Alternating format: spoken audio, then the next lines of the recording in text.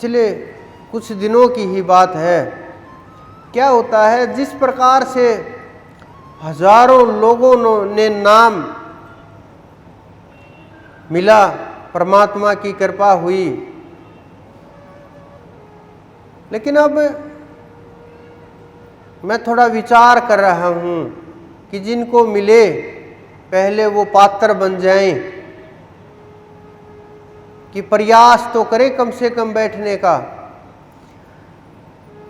तो कोई भी, जितने लोगों के पास नाम है, वो नाम का जहाँ भी प्रयोग करेंगे, जैसे भी प्रयोग करेंगे, किसी भी वस्तु के ऊपर, व्यक्ति के ऊपर, पदार्थ के ऊपर, समय के ऊपर, चाहे भजन करेंगे, चाहे अच्छा प्रयोग करेंगे, चाहे बुरा प्रयोग करेंगे, पता चल जाता है। ये कैसे होता है? साइंस की दृष्टि से समझो आप कि एक चीज से अगर 1000 प्रोडक्ट है जो वो जुड़े हुए हैं, तो सबके अंदर जो क्रिया हो रही है, जिसके पास वो मुख्य यंत्र है, कंप्यूटर है, वो उनको कभी भी किसी को भी रोक सकता है और किसी का भी चेक करके पूरा जो जो उन्होंने कार्य किया सब कुछ देख सकता है। ये भी उसी प्रकार से काम करती हैं सारी चीज़ें, बस ये बिना दिखने वाली चीज़ों के साथ जुड़े हुए हैं और वो दिखने वाली चीज़ों के साथ जुड़े हुए हैं। कि कोई बूढ़ा सा बुजुर्ग जिन्होंने ध्यान नहीं किया, बस जीवन सीधा साधा सा गुजारा और लेटा हुआ बूढ़ा बुजुर्ग, किसी हमारे जीव ने ये समझ करके उसके ऊपर नाम का प्रयोग कर दिया कि इसके प्राण छूट जाएं, और किसको पता चलेगा कि कान में बोल देंगे, इनको सुन रहा है नहीं सुन रहा, क्या चल रहा है क्या नहीं चल रहा, और दूसरे को सुनाई देना नहीं। ये लेटे हुए हैं, ये बोल के बताएंगे क्या? इस प्रकार की सोच से नाम का प्रयोग कर दिया।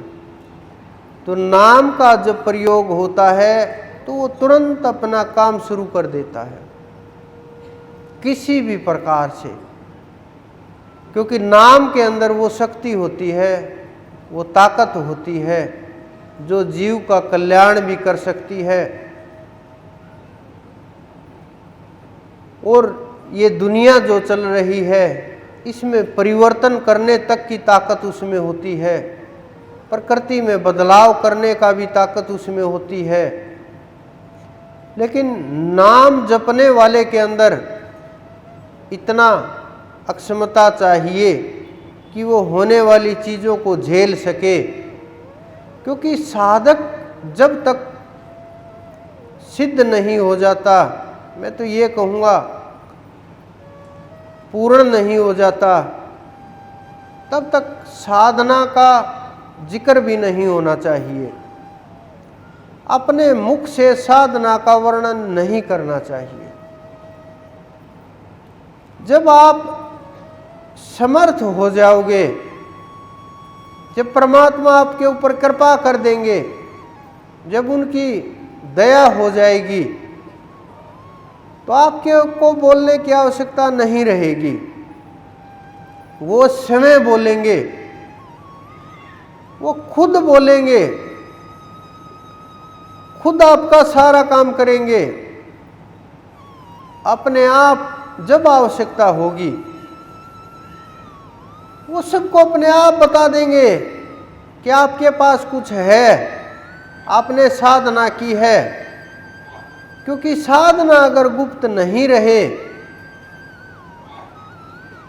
तो जो आपको प्राप्त हुआ है, जो आपको मिला है, वो साथ साथ में खर्च होता रहेगा, खर्च होता रहेगा। और आप ये समझोगे कि हाँ, लोग मुझे जानने लगे, पता चलने लगा ये भक्त हैं, भक्ति करते हैं, साधना करते हैं, इनको भी पता होना चाहिए, लोगों को भी पता होना चाहिए कि हम साधक हैं।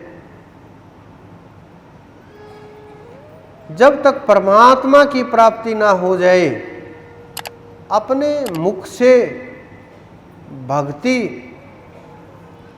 भजन और ये बोलना कि मैं तो इतनी लंबी साधना करता हूं, ये भक्ति नहीं है। यह आपको वहीं रोक देगी, आगे नहीं बढ़ने देगी, रास्ते बंद हो जाएंगे, क्योंकि आप तो 2 कदम भी नहीं चले और ये समझने लगे कि ख्याति फैल जाए, ये अपने आप फैलेगी, ना चाहोगे तब भी फैलेगी,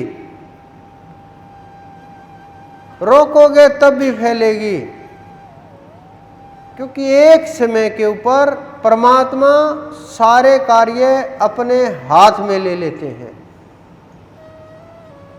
और उस समय तक आपको इंतजार करना पड़ेगा।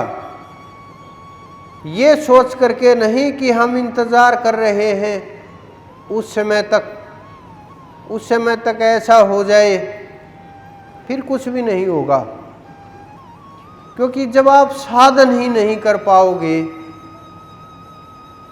तो जो ये संसारिक नेत्र हैं, इन्हीं से देखते रहोगे सारे ब्रह्मांड को, इन्हीं के बारे में सोचते रहोगे जो इन नेत्रों से दिखाई देता है।